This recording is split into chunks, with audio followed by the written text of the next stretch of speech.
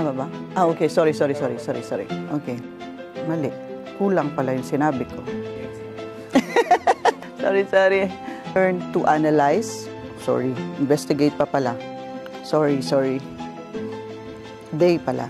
We challenge them. Sorry. Pumiyok pa.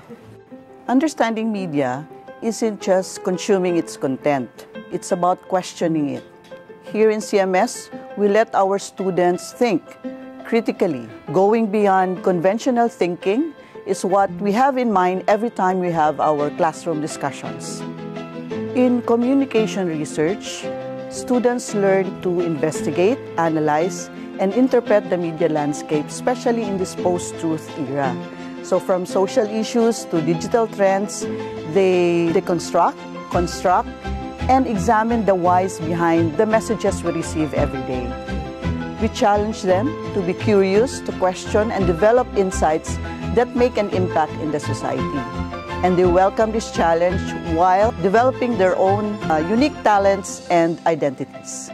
We just don't study communication. We help develop citizens make informed decisions.